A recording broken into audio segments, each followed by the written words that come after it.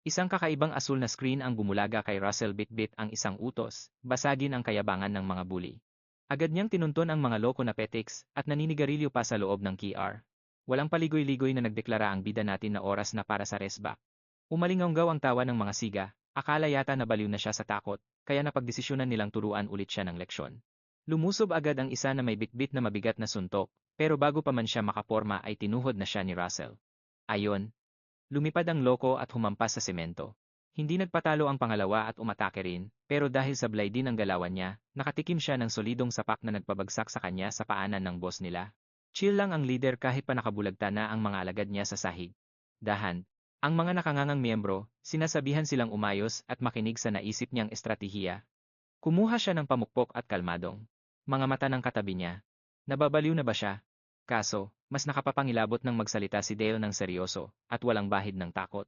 Na, paralisado sa matinding sindak ang maton. Isang malakas na patama lang, tumba na agad ito. Ang nakakapagtaka, saan nanggaling ang pambihirang lakas ng dating binubuli? Ang totoo, nagbalik siya mula sa hinaharap. Bago mangyari ang lahat, estudyante rin si Russell Raymond ng Akademya ng Mahika, ngunit dahil hindi mapatigil ang pagwawala ng kanyang enerhiya, sinipa siya palabas at binansagang walang silbi. Nang masawi ang kanyang ama sa digmaan kontra sa kaharian, nawalan siya ng direksyon at napilitang mamuhay bilang isang bayarang mandirigma. Wala siyang ibang daladala, kundi ang singsing ng kanyang ina na may ukit ng mata ng isang dragon. Nang minsang sagari na siya ng kamalasan, kinagat niya ang isang mababang trabaho bilang tagapunas ng mga lumang gamit. Habang nagtatrabaho sa lugar ng mga sinaunang exhibit, nadiskubre niya ang mga buto ng isang epikong halimaw kasama ang nangulubot nitong puso. Nang hakbangan niya ito palapit, kusa at mabilis na yumanig ang kanyang singsing. Dahil doon, nabuhay muli ang diwa ng maalamat na nilalang. Ipinamana nito sa binata ang kanyang nakakatakot na lakas, at hinila siya pabalik sa mismong araw ng pagiging estudyante niya. Matapos lampasuhin ang mga basagulero, lumabas siya ng banyo at humilig sa malamig na pader, tinatanong sa sarili kung napasobrahan ba ang pamamalo niya sa mga ito. Bigla na lang umilaw ang isang mensahe sa hangin, iniabot sa kanya ang isang pangkaraniwang batong mahika na siyang premyo sa kanyang nagawa. Pagdampi pa lang ng kanyang daliri dito, lumabas ang utos na kailangan niya itong lunukin. Kahit medyo nandidiri ang bida kung ligtas ba itong gawin, malakas ang kutob niyang. Parte ito ng himala at swerteng natamo niya. Nang lakasan niya ang loob na kagatin ito, nanlaki ang kanyang mga mata dahil lasang-lasa niya ang tamis. Agad na sumabog ang mapupulang usok ng mahika na pumulupot sa buong katawan niya, kaya medyo kinabahan ang ating bida. Kinumpirma ng umiilaw na mensahe na matagumpay niyang nahigop ang kapangyarihan nito. Kaso, may biglang sumikip sa bandang puso niya na nagbigay ng matinding kaba. Nang mapagtanto ang tunay na sitwasyon, idiniin niya ang kamay sa kanyang dibdib para kalmahin ang nararamdaman. Dama niya ang malakas na pagdaloy ng enerhiyang nilunok niya. Kumuha siya ng buwelo at hinayaang humupa ang tensyon. Muling nag-update ang sistema, ipinapakitang mabilis na nadadagdagan ang kanyang reserbang lakas, at hindi lang iyon ordinaryong pagdami. Diretso itong ininom ng selyo ng mahika na nakaukit mismo sa kanyang puso. Napanatag ang loob niya at nakabuntong hininga ng malalim nang umayos na ang daloy sa kanyang katawan. Isang malapad na ngiti ang sumilay sa kanya dahil swerteng-swerte ang nakuha niya. Sa tulong ng diskarteng ito, tapos na ang kalbaryo niya sa sumasakit na daanan ng mahika. Nagbalik sa isip niya kung paano nasira ang kanilang angkan at kung paano siya pinalaya sa eskwelahan. Dagdag pa sa madilim na nakaraang iyon ay ang pagkakatapon sa kanya bilang isang mumurahing mandirigma. Pero ngayon, hawak na niya ang pagkakataong burahin ang masaklap niyang tadhana. Maaliwalas ang kanyang mukhang naglakad sa koridor, dahil sa wakas ay may pag-asa ng sumisikat para sa kanya. Hindi nagtagal, tumapat siya sa kwarto ni Hubert Kimberly at kumatok. Agad naman siyang pinagbuksan, at nang makapasok, itinuro ng guro ang upuan para sa kanya. Mahinang naupo ang binata, sabay banggit ng propesor sa kanyang pangalan gamit ang boses na parang nagpapagalit na tatay sa pasaway niyang anak. Agad na nahalata ng matanda na tila lumilipad ang isip ng estudyante. Upang alamin ang ugat ng gusot, diretsahang inusisa ng guro ang binata. Gusto nitong malaman kung may dinadala ba itong matinding pasanin sa buhay na nakakaapekto sa pag-aaral nito. Umabot kasi sa pandinig ng matanda ang mga bulong-bulungan tungkol sa walang awang pambubuli ng mga kaklase kay Russell, kaya naisip nitong baka ito ang rason ng kanyang paglutang sa klase.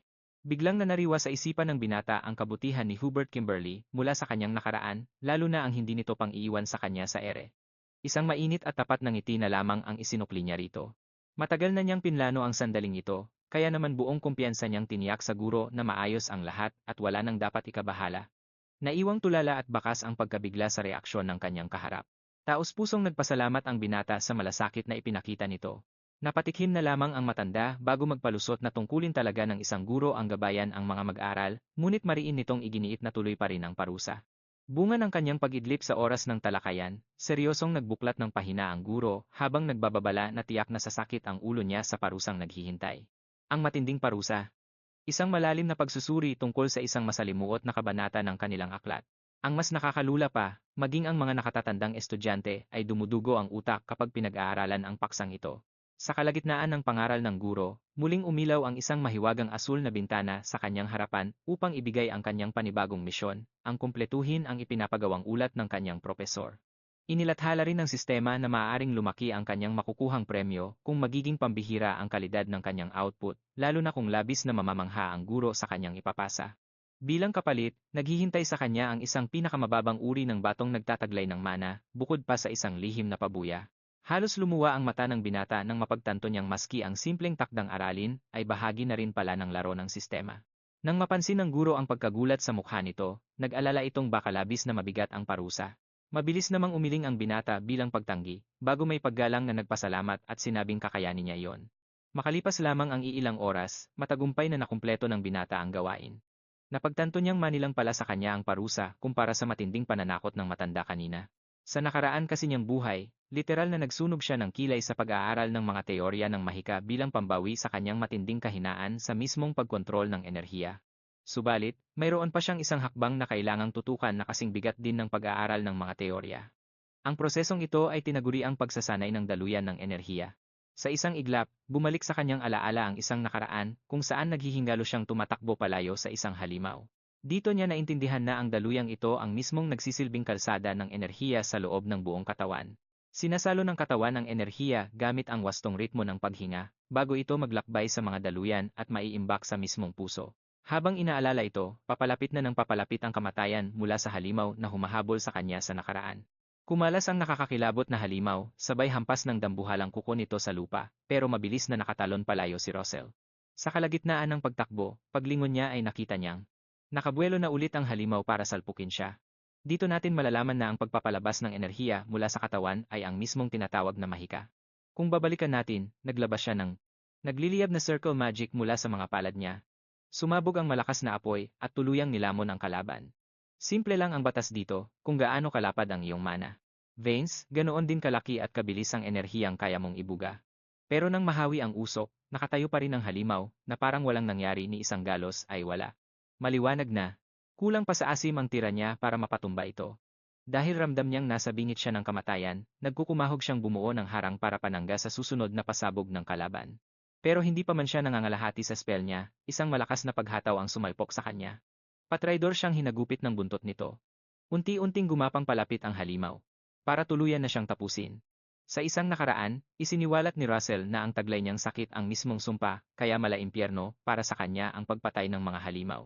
Nakabulagta siya sa gitna ng mga gumuhong bato, naghihingalo at nag-aagaw buhay. Pilit siyang gumising, pero bago pa siya makabawi, isa na namang malakas na hampas ang nagpalipad sa kanya papasok sa mas malalim na bangin. Napabuntong hininga na lang siya at naisip, baka kinaawaan ako ng langit, o sobrang swerte niya lang talaga. Dahil ang nakakamatay na pagkahulog na iyon ay nagbagsak sa kanya sa isang nakatagong kuweba. Habang pilit na bumabangon at indayog sa sakit, sinubukan niyang maghanap ng lagusan pauwi. Doon tumambad sa kanya ang dalawang sinaunang libro na puno ng misteryo. Dahan-dahang lumapit ang bida natin para pulutin ang mga kayamanang ito. Ang pamagat ng unang libro ay Overvain at ang ikalawa ay Wizard Body. Fast forward sa kasalukuyan, todo banat sa pagtakbo si Russell para palakasin ang kanyang mana vein. Ayon sa kanya, ang Overvain ay nakatutok sa pagpapatigas ng pisikal na pangangatawan para banatin at paluwagin ang daluyan ng mana. Samantala, ang librong Wizard Body naman ay nagtuturo ng sikreto kung paano gagawing mismong mana vein ang mga muscle tissue mo. Simpleng usapan, kapag nagpalaki ka ng katawan, automatikong titibay din ang mana vein mo.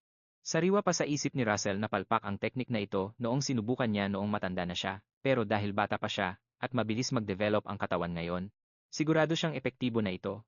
Walang preno ang ginawang pagpapapawis ng bida natin, uhaw na basagin ang limitasyon ng kanyang sumumpang katawan. Hindi nagtagal, tuluyan nang nagdilim ang kalangitan. Pero patuloy pa rin ang kanyang kalbaryo. Nang sumandal ang bida natin sa isang puno para huminga, halos sumuko na siya sa pagod. Pinat niya ang sarili sa likod at naisip na, Quota na siya sa bugbugang training ngayong araw. Kaso, isang holographicong screen ang biglang pumitik sa harap niya, nagsasabing para ma-master niya ang maalamat na overvein, kailangan niyang bumanat ng 5 kilometro, at ang malala, nasa 0.05 pa lang siya. Kapag naitawid niya ang 5 kilometro, dodoble ang bilis ng pag-level up ng kanyang skill. Gustong umiyak ni Russell pagkakita sa mensaheng iyon. Para lalo siyang ma-motivate, nagbigay ng ultimatum ang system na habang nasa proseso siya ng overvein, araw-araw niyang pwedeng gawin ang quest na ito. May babala pa ang system, habang lumalakas siya, pahaba rin ng pahaba ang tatakbuhin niya. Ang catch, kapag na-reach na niya ang required level ng skill, mawawala na ang misyong ito. Nawindang si Russell at napamura kung bakit ba. Naghahabol sila sa oras. Tunog death threat na ang notification, kaya wala siyang choice kundi tumakbo ulit. Tutal, dumaan siya sa butas ng karayom para makuha ang chance na ito, hindi siya papayag na. Nakatunganga lang at palampasin ang swerte. Kumagat siya sa sakit at piniga ang katawan hanggang sa umabot siya sa 1.4 na kilometro. Tuloy-tuloy lang ang laban hanggang sa pumalo ng 2.7 na kilometro. Sa tagpong ito, nagjelly na ang mga binti niya. Pakiramdam niya ay literal na nadurog ang mga tuhod niya kaya parang gusto na niyang humilata. Pero pagtingin niya sa kumikinang na screen, tumutulo sa napunit na pisngi diretso sa mga damit niya, malamig na ipinamukha ni Ned na pinalalampas lang ng grupo ang mga palpak nitong hakbang dahil malaki ang tiwala. Holy Inquisition. Biglang ibinato ng nakatataas ang isang mahiwagang sako na may itim na tali, at sa pilitang ipinagamit ang sandatang nasa loob. Hirap na hirap ang mga nanginginig na kamay niya, habang may nakakakilabot ng ngiti sa kanyang duguan at sugatang mga labi. Ibang tao ang dapat malagutan ng hininga, hindi ako. Yung linta na hunter na yon dapat.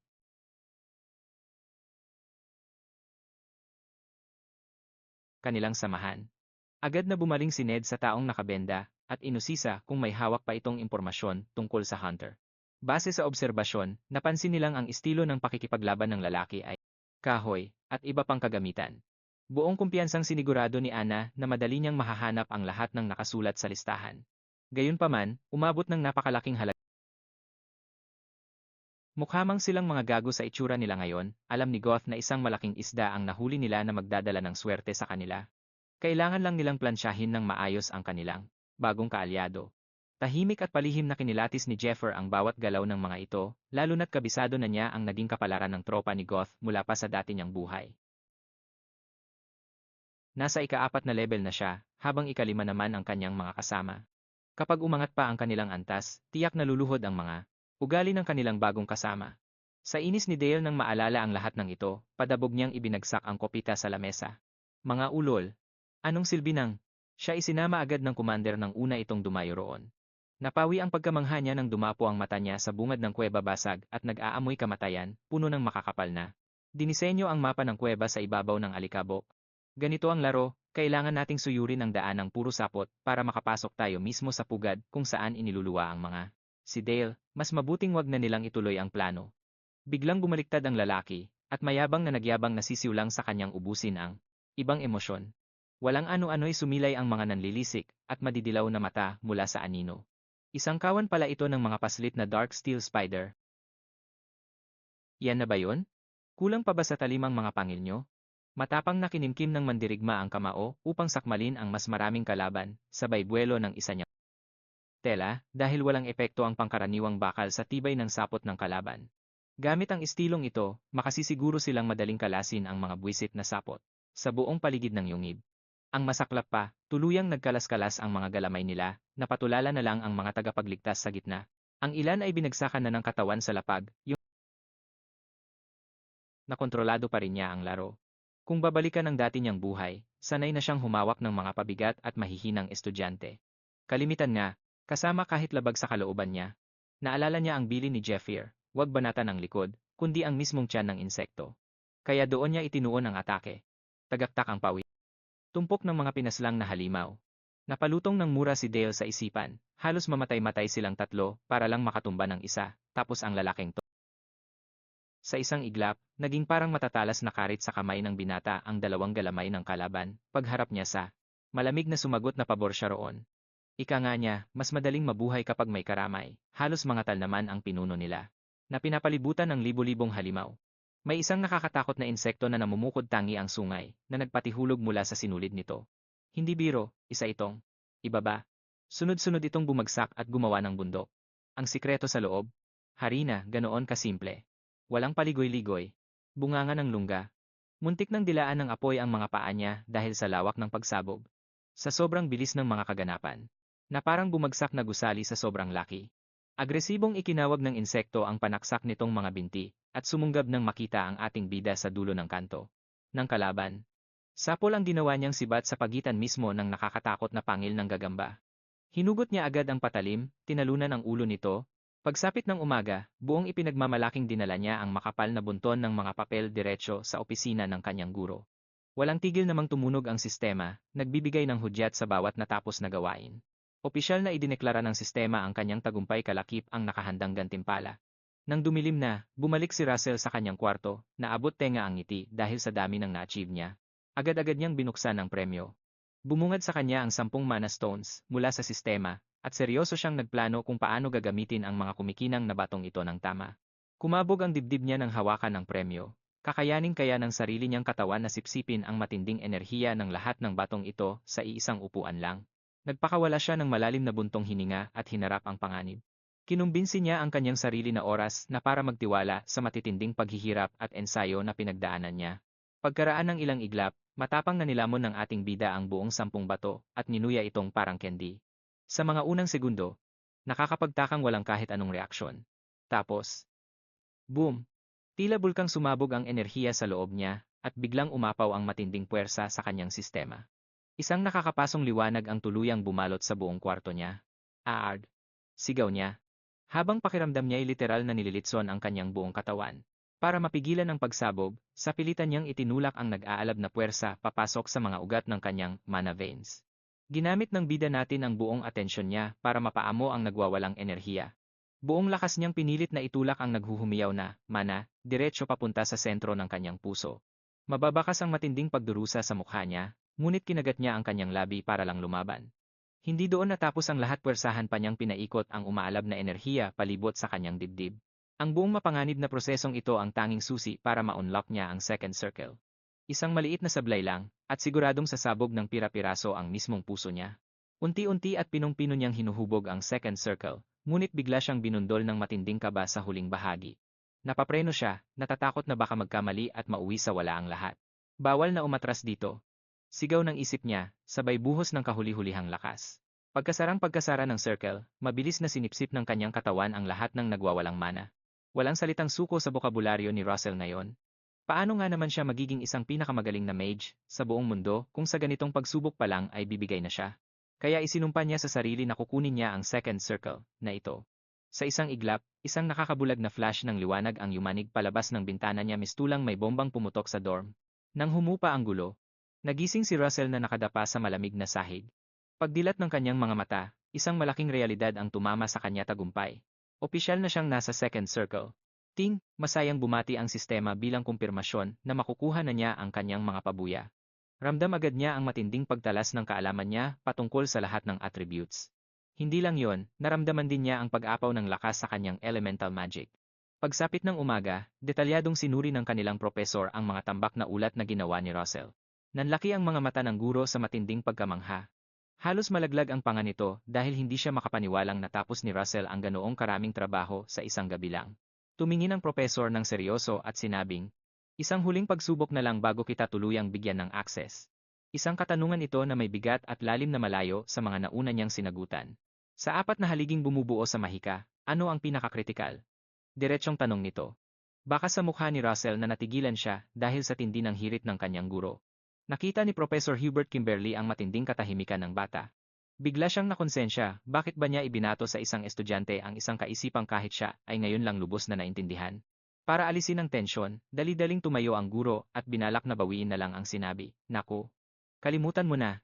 Ngunit laking gulat niya nang biglang bumira ng sagot si Russell. Natameme ang guro dahil sa nag-uumapaw na kumpiyansa sa boses ng bida natin. Hindi niya inasahang may ibubuga ito. Agad na napatahimik si Hubert Kimberly at ibinigay ang buong atensyon sa pakikinig. Walang kagatol-gatol na idineklara ni Russell na ang mental image ng isang mage ang mismong pinakapuso at kaluluwa ng mahika.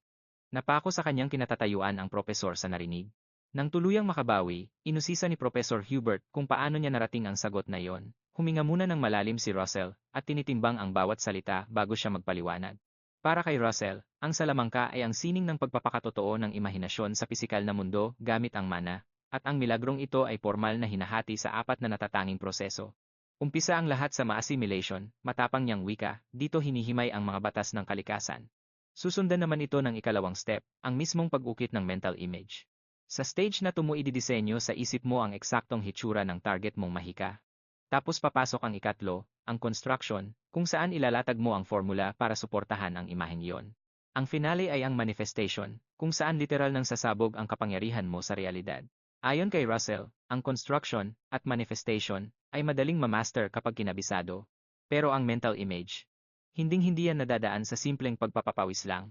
Ang lawak ng imahinasyon at tapang ng utak ang totoong naghihiwalay sa ordinaryo at sa mga halimaw na mage. Bilang patunay, naglabas ng lumiliyab na apoy si Russell sa mismong palad niya. Halimbawa, kung i-imagine ko na ang liyab na to ay magiging isang matalim na palaso, paglilinaw niya. At kung ididisenyo ko itong maigi sa utak ko, mag-evolve ito bilang isang second circle magic fire arrow. Habang nagsasalita siya, mismong nag-transform ang apoy sa harap ng kanyang guro. Isang matalim na arrow na ang apoy. Ngumisi ang bida natin sabay bitiw ng hirit na kaya niya ring bumuo ng isang konsepto na wala pa sa hinagap ng ordinaryong tao. Kumbaga, magiging alipin lang ng utak niya ang apoy para baguhin ang hugis nito. Matapang niyang ipinamukha na walang pader na pwedeng pumigil sa kung ano ang kaya niyang i-drawing sa isip niya. Dahil sa kapangyarihang to, literal na kaya niyang magluwal ng mga bagay na kahit kailan ay hindi pa nag-exist sa ibabaw ng mundong ito. Habang nagsasalita si Russell, walang imik na tumatango ang propesor bilang pagsang-ayon. Ayon sa binata, ang pinakaugat ng lahat ay nakadepende sa pag-intindi sa magiging katapusan ng daigdig. Dagdag pa niya, kailangan mong sirain ang mga natural na panuntunan ng kalikasan para lumikha ng isang obra maestra. Kasabay ng paglaho ng apoy na ginawa niya ay ang pagtatapos ng kanyang pambihirang teorya. Baka sa mukha ni Hubert Kimberly ang pagkamangha sa bilis ng pag-asenso ng estudyante, kaya binasag na niya ang pananahimik. May ngiti sa kanyang mga labi, nang aminin niyang tama ang kanyang mga kutob na hindi na sapat ang ordinaryong silid-aklatan para sa isang tulad ni Russell.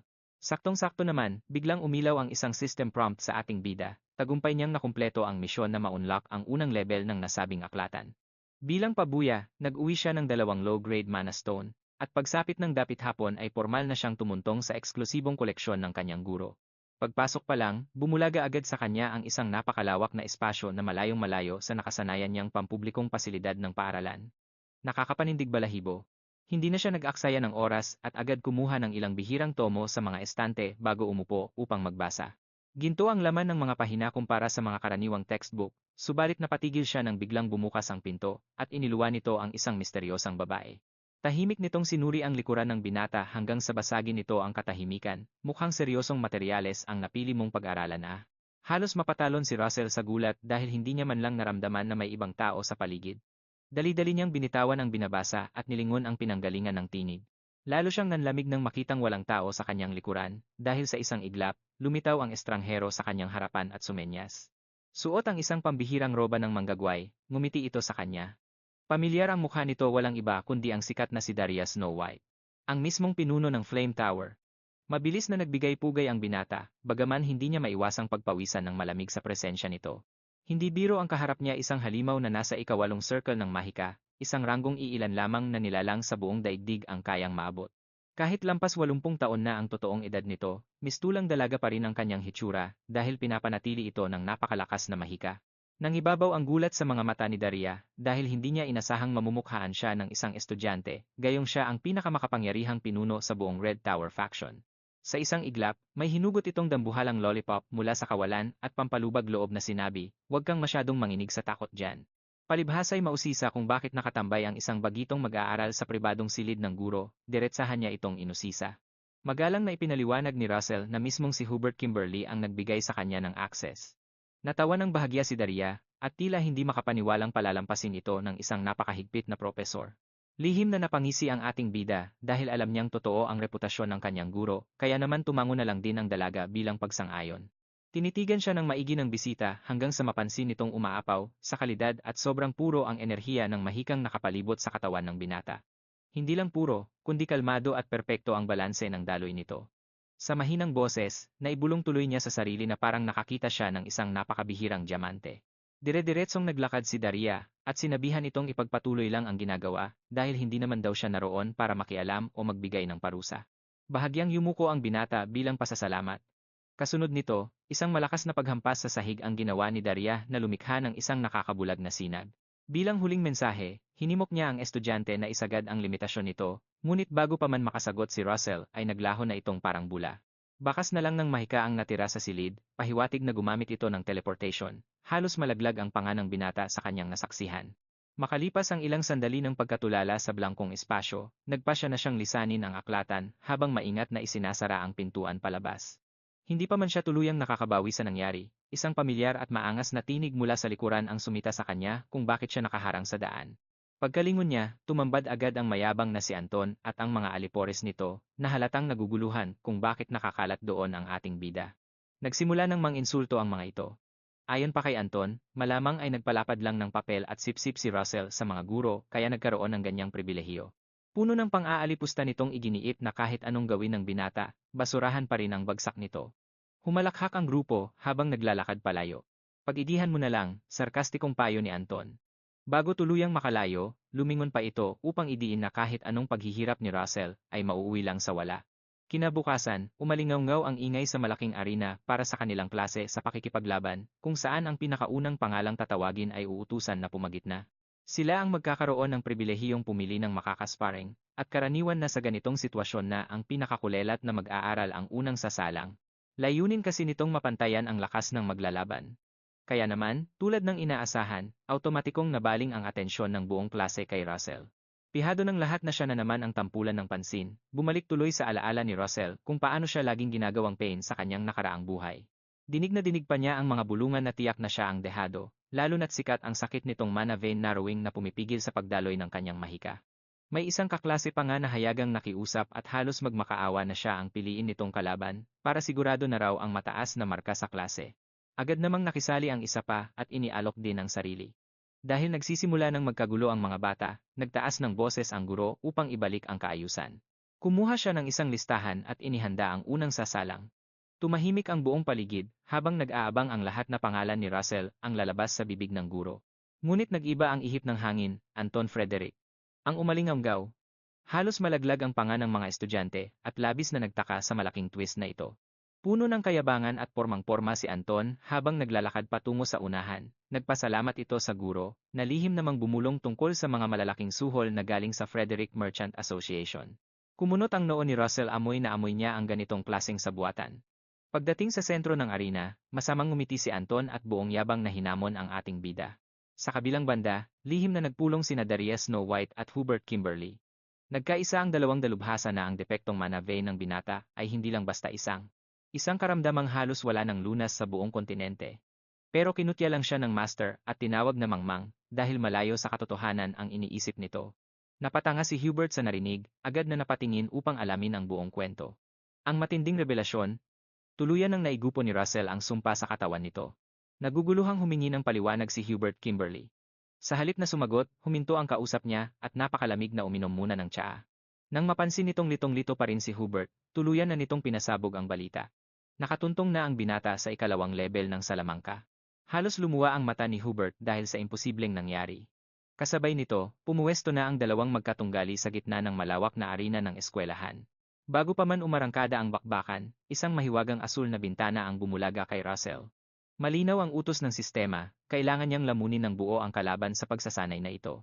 Ang premyo?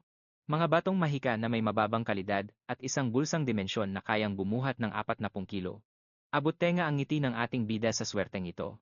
Isang napakalaking issue ang makakuha ng ganitong imbakan dahil mga bilyonaryong salamangkero lang ang may kaya nito.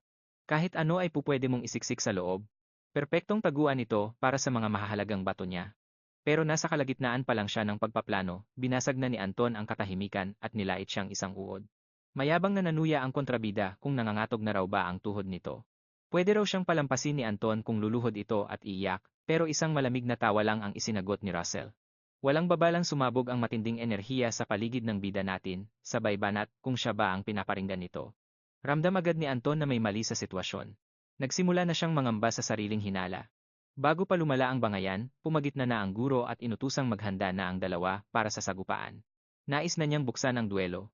Pero hindi maalis ang paningin ng propesor sa kapangyarihan ni Russell, litong-lito kung paano nakawala ang bata sa sumpa ng baradong sirkulasyon ng mana. Pumasok sa isip niyang baka umakyat na ito sa ikalawang antas, pero mabilis niyang pinagtawanan ang ideyang iyon bilang isang kahibangan. Kasunod nito ay ang hudyat ng simula ng patayan. Hindi na nag-aksaya ng oras si Anton at agad nagpasabog ng ikalawang antas na mahika. Isang dambuhalang alon ng apoy ang bumulusok patungo sa kinatatayuan ng bida natin. Pagkakita pa lang sa nag-aalab na impyernong paparating, mabilis pa sa 4:00 ang naging reaksyon ni Russell. Nagtayo siya ng makapal na harang, at blag. Yumanig ang paligid sa lakas ng banggaan. Talsik sa himpapawid ang mga apoy matapos mabigong sunugin ang depensa ng binata. Kalmadong ibinuhos ni Russell ang puwersa niya upang panatilihing matibay ang pananggalang laban sa nagwawalang impyerno. Halos mahulog sa upuan ang isang gurong nanonood dahil sa imba nitong pamamaraan ng pagharang. Kahit ang referee ng laban ay naiwang nakabuka ang bibig sa nasaksihan. Bilib na bilib ito sa nakatagong potensyal ng binata. Sa kabilang banda, unti-unti nang hinihingal ang kontrabida natin kakapiga sa kanyang kapangyarihan. Nanginginig na ang mga braso ni Anton sa ngawit, at di siya makapaniwalang nakatayo pa rin ang pilit niyang sinusunog. Hindi nagtagal, tuluyan nang namatay ang kanyang naglalagablab na atake. Bumigay ang katawan nito dahil sa kakapusan ng enerhiya, kaya napamura na lang si Anton sa matinding pagkadismaya. Isang oportunidad na hindi palalampasin ng mapagmasid na bida. Pumasok sa bitag ang kalaban, gaya ng inaasahan niya kaya agad siyang gumanti. Binigyan niya ng sample si Anton ng sarili nitong salamangka, isang nagliliyab na palaso mula sa ikalawang antas. Bilis kidlat na pinakawalan ito papunta sa naghihinggalong kalaban. Halos lumabas ang eyeballs ni Anton nang mapagtantong kaya rin pala nitong magpalabas ng ganoong klaseng atake. Wala siyang choice kundi magtayo ng sariling harang habang nagpapanik. Dito na tumama sa utak niya ang nakakatakot na katotohanan, baka nga nakatuntong na ang basurang ito sa ikalawang level. Sinalo ng ginawa niyang pader ang rumaragasang palaso. Hindi man ito nakalusot, para namang binangga ng pison si Anton dahil sa tindi ng pagyanig mula rito.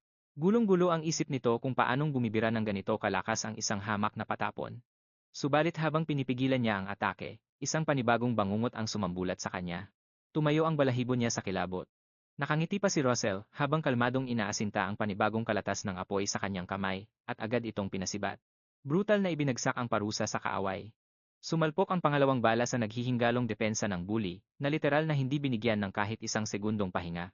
Napamura sa isip ang referee, dahil sa hinalang nakakagawa ng sabay na atake ang bata, ngunit mabilis itong kinontra ng kasamahang guro, hindi raw ito dalawahang pagbigkas ng orasyon. Halimaw lang talaga sa bilis ang binata, kaya nagmimistulang gumagawa siya ng dalawang salamangka ng sabay. At bago pa matapos ang debate nila, pangatlong apoy na ang hinulma ni Russell. Nakita ito ng kontrabida at palihim ng umisi, inakala nitong puro palaso ng apoy lang ang alam ng bida. Kaya naman, inihanda niya ang isang patibong para tapusin ang laban. Mabilis niyang binago ang porma ng kanyang panangga upang maging immune sa init, isang sikretong galawan gamit ang ikalawang antas. Subalit, matalas ang mata ni Russell at nakangiti itong nakahalata. Kumagat ang isda sa pain. Sa kabilang banda, nagdiriwang na ang utak ni Anton dahil sa opla niyang saydin ang enerhiya ng bida gamit ang kanyang kontra-apoy na pader. Ngunit bumaliktad ang mundo ng mayabang nang biglang ibasura ni Russell ang ginagawang apoy. Sa isang iglap, namatay ang lagablab sa mga palad nito, at may panibagong inihahanda. Pumalit ang isang marahas at nakakabinging ipo-ipo. Nanlamig ang buong pagkatao ni Anton at napahiyaw sa takot nang mapagtantong sablay ang kanyang napakagandang plano. Inilabas ng bida ang isa pang baraha, isang palaso ng malakas na hangin mula sa ikalawang antas. Walang awa itong ibinaon sa mismong depensa ng kalaban. Putok na putok ang tama. Tumilapon ito patalikod dahil sa puwersa. Sabog ang isip nito kung paanong nabasa agad ng isang hamak na insekto, ang kahinaan ng panangga niya, at mabilisang napalitan ng atake. Naiwang nakabitin sa ere ang panga ng bagong gurong manonood. Hindi makapaniwala ang mga mata nito, pakiramdam niya ay ibang tao ang nasa katawan ni Russell ngayon. Habang ang tarantadong guro naman na nag-ayos ng laban ay namumutla na sa kanyang kinauupuan, tagaktak ang malamig na pawis dahil unti-unti nang nawawasak ang kanyang bataan. Umuungol sa kirot si Anton hanggang sa tuluyan nang mabasag ang kanyang kapangyarihan.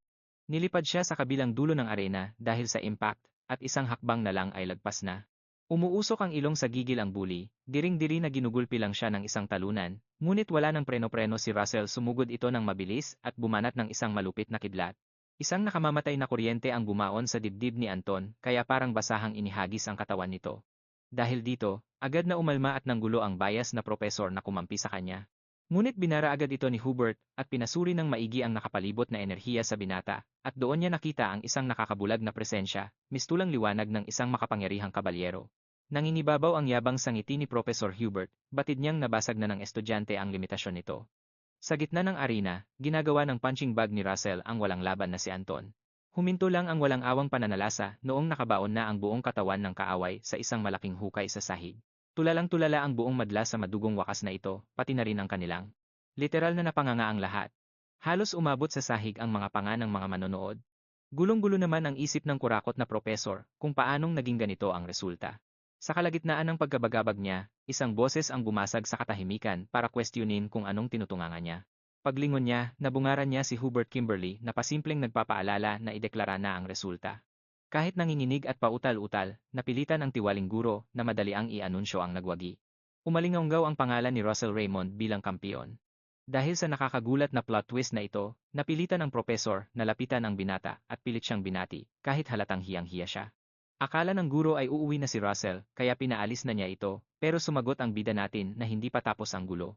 Nalito ang propesor at doon ibinalandra sa kanya ni Russell ang mismong rules ng eskwelahan.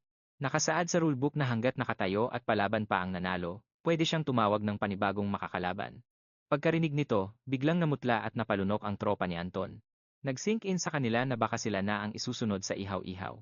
Wala nang paligoy-ligoy pa, itinuro ni Russell ang isa sa magbabarkada at malakas na idineklarang siya na ang next target. Sakto namang umilaw ang isang pop-up mula sa system.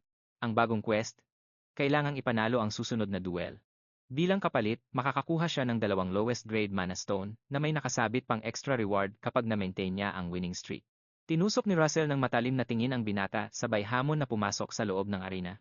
Pagkatapos ng madugong bakbakan, napailing na lang sa bilib si Hubert Kimberly nang ma-realize na nakalabing-4 na sunod-sunod na panalo ang bida natin. Base sa mga ipinamalas na galawan, napagtanto ni Hubert na halimaw ang base knowledge ni Russell. Bakas ang pagmamalaki sa mukha ng propesor dahil pakiramdam niya, siya ang unang nakadiskubre sa nakatagong galing ng binata noon pa man. Gayunpaman, nakakabaliw pa ring isipin para sa guro kung paano biglang nag-level up ng ganito kalala si Russell sa maikling panahon. Pilit niyang inaral ang naging laban. Sa kabilang banda, may bagong mensahe namang natanggap ang bida natin. Tagumpay niyang natapos ang quest, kaya naman isang secret inventory ang nabuksan para sa kanya. Nilinaw ng system na doon na diretso ang bagsak ng lahat ng makukuha niyang premyo mula ngayon. Umulan din ng napakaraming mana stones bilang premyo sa mga dugong ibinuhos niya sa arena. Kaso, may isang nakaw eksena, isang hindi pamilyar na item ang nakasiksik sa ibinigay na storage. Tinitigan ng bida natin ang system prompt tungkol sa unknown item na ito, punong-puno ng kuryosidad. Agad niyang binuksan ang kanyang storage panel para tingnan ng personal ang laman. Nagsimula siyang mangalungkat sa loob, at pagbunot niya rito, bumulaga sa kanya ang isang lumang mapa na may markang X. Sabay noon, umilaw na naman ang system window niya. Panibagong quest alert. Inatasan siyang hanapin ang mismong lokasyon sa mapa, at tapusin ang nakatakdang trabaho roon. Base sa gabay ng system, maglalabas ito ng mga kumikislap na ilaw sa daan para ituro sa kanya ang direksyon. Mag-activate lang ang mga ilaw na ito kapag palapit na siya sa target area. Grabe ang rewards, isa na naman itong misteryosong item, kasama ang 5 intermediate grade mana stones. Kaso, may catch na lumabas, hindi inirerekomenda ang misyong ito kung wala pa siya sa third circle. Muntik nang lumuwa ang mata ni Russell nang malaman niyang ganun kataas ang level requirement. Target unlocked, maka-level up sa third circle. Bigla siyang napahinto at binalikan ang mga alaalang ilang ulit din siyang nagpumilit na abutin ang ranggong iyon bago siya na-reincarnate. Ang masaklap, maski minsan hindi niya kinayang basagin ang limitasyon niya noon. Dumagdag pa sa sakit ng ulo niya ang katotohanang blanko siya kung saang lupalop makikita ang lokasyon, wala man lang hint. Walang sinayang na oras, dumiretso agad siya sa private library ng mga guro para maghalungkat ng kasagutan. Nang makarating, halos tabunan niya ang buong lamesa ng mga librong nakuha niya. Nagbabakasakali siyang may kahit isang pahina doon na magtuturo sa kanya. Ang unang sumalang sa kamay niya ay may titulong Endmian Kingdom's Outer Territories, at mabilis niyang pinasadahan ang mga pahina. Ngunit umalat agad ang unang attempt, kaya mabilis siyang lumipat sa ikalawang aklat. Nang mabigo ulit, sunod-sunod na aklat na ang binuksan niya, pero purong disappointment lang ang napala niya. Subok ulit, pero sadyang bokya talaga. Nang maubos na niya ang halos ang katerbang libro, napaaray na lang siya sa frustration, dahil kahit isa ay walang nagmatch sa itsura ng mapa niya. Wala man lang pamilyar na hugis o pangalan doon, na sakto sa target niya. Paglabas niya ng library, halos magmura siya sa asar, nang mag-sink in, sa kanyang nagsunog lang siya ng oras sa wala. Dahil sa aberya, nagpasya siyang isantabi na lang muna ang mapa at tutukan ang pagbuo ng third circle. Habang binabagtas ang pasilyo, kapansin-pansing nanginginig na umiiwas ang mga estudyanteng nadadaanan niya. Sariwa pa kasi sa utak nila ang madugong pamamaslang na ipinakita niya sa arena. Naisip ni Russell na isang malaking tagumpay na nakawala na siya sa mapang-aping kamay ng mga bully. Ang problema nga lang, forever na yata siyang solo flight sa school. Sa kalagitnaan ng pagmumuni-muni niya, isang boses ang pumigil sa kanya.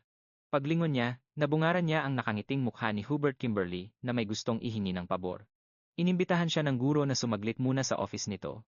Walang alinlangan na napaoo ang binata, at pag-upo nila roon, bini-open up agad ni Hubert na paparating na ang bakasyon.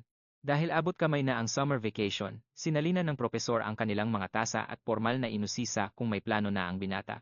Diretsong sumagot si Russell na tambay lang muna ang naisip niya. Nang marinig ito, agad sumingit ng proposal si Hubert Kimberly, niyaya niya itong maging assistant sa isang malaking research project. Literal na nalaglag ang panga ng MC natin. Binenta pa ng professor na solid itong stepping stone sa career niya. Kung bibilib daw siya sa performance nito, baka masama pa ang pangalan ni Russell bilang co-author ng research. Napatingin si Russell sa papel, ngunit biglang nanlaki ang mata niya sa litratong nakadikit doon. Jackpot, kabisado niya ang itsura ng lugar na yon. Dahil napansin ng guro ang bigla ang gulat niya, tinanong siya nito kung anong pumasok sa isip niya. Agad namang bumalik sa wisyo ang binata at nagsorry. Dinahilan niya kay Hubert Kimberly na biglang may pumasok palang napaka-importanteng lakad para sa kanya ngayong summer. Napakunot noo ang propesor, dahil kakasabi lang ng bata na wala itong plano kanina. Imbes na magpaligoy-ligoy, ipinakita ni Russell ang aklat at sinabing dito siya nakatakdang maglakbay. Bukod pa rito, idinagdag niya at inihapag ang misteryosong mapa sa ibabaw ng lamesa. Tinitigan itong maigi ni Professor Hubert, at isang sulyap pa lang ay kinumpirma na niyang nasa Maldiva ito. Fast forward ng ilang linggo, pagpatak ng summer break, umarangkada na ang bayahe ni Russell. Pasimple siyang nakachill sa pinakalikod na upuan ng umaandar na karwahe, pinagmamasdan ng ganda ng paligid. Matapos ang ilang oras, binuksan niyang muli ang virtual storage niya, at ibinato pa itaas ang isang mana stone. Pak! Sinalo niya ito ng kanyang bunganga na parang candy. Kinumbinsi niya ang sarili na pwede na itong pamatid gutom sa mahabang bahe. Nag-aalab ang determinasyon niya na hindi siya titigil hanggat hindi niya naabot ang third circle. Ito na ang naging target niya, kailangang ma-achieve ang rank na iyon, bago pa tumuntong sa Maldiva.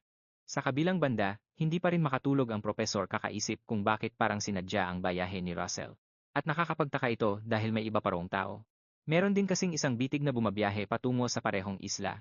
Sigurado ang guro na ang sarili niyang master na si Daria ay kasalukuyang nakatambay doon, kaya baka ito na ang perfect timing para kay Russell. Samantala, sa pampang ng Endmian Maldiva, nakahiga at nagpapaaraw lang si Dajillian Register habang sagad-sagaran ang pagre-relax.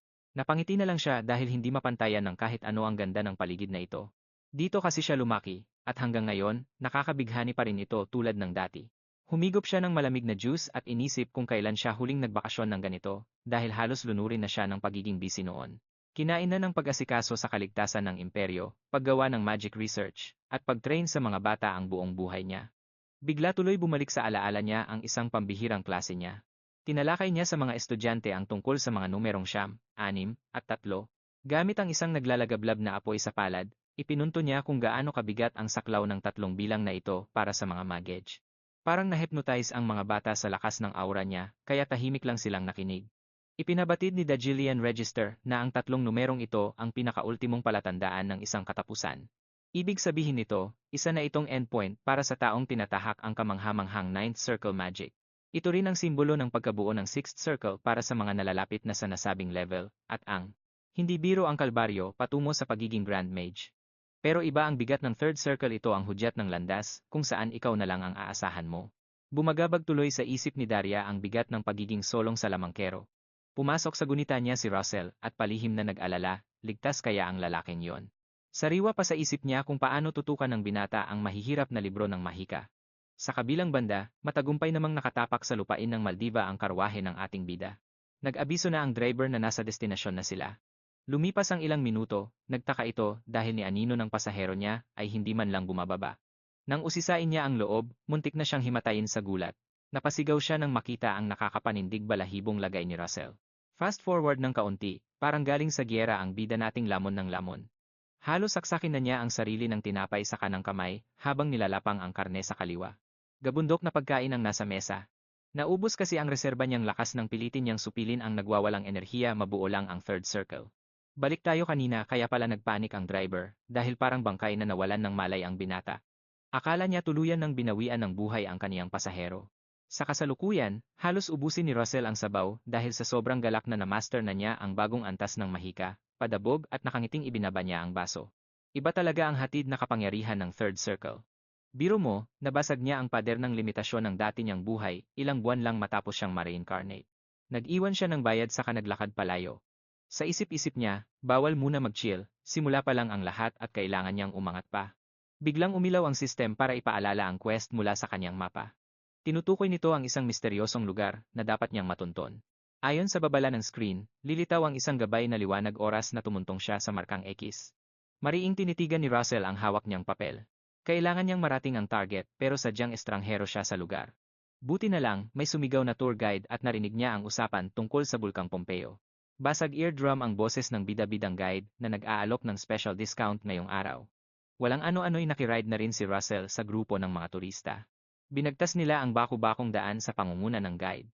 Ayon sa kwento nito, ang Pompeo ay isang tulog na bundok noon na bigla na lang sumabog. Ang dahilan? May isang makapangyarihang nilalang na ginawang pugad ang lugar. Ayon pa sa tsismis ng guide, iisa lang ang kayang gumawa ng ganoong klaseng impyerno. Walang iba kundi ang kinatatakutang Red Dragon. Dahil doon, nagdesisyon ang bida natin na kumalas na sa grupo at tahakin ng mag-isa ang panganib. Nagmala ninja siyang umiwas sa paningin ng mga kasama at maingat na tumalon sa bangin. Samantala, tuloy pa rin sa walang katapusang pagdaldal ang kanilang tour guide. Bumulusok siya pababa sa ilog, pero sa halip na lumubog, astig siyang naglakad sa ibabaw ng tubig. Kutob niya, may malalim na koneksyon ito sa madilim niyang nakaraan. Lahat ang lakas niya, ang misyon, at ang mga premyo ng system ay waring konektado rito. Tinahak niya ang mapa hanggang sa bumulaga sa kaniya ang isang nag-aalborotong talon. Pakiramdam niya ay may hindi nakikitang kamay na nagtulak sa kaniya sa saktong lugar na to. At ang pinakasentro ng lahat ng kababalaghang ito, yung dragon. Nang titigan niya ang papel, may kumislap na mga tuldok ng liwanag at dahan-dahang umangat.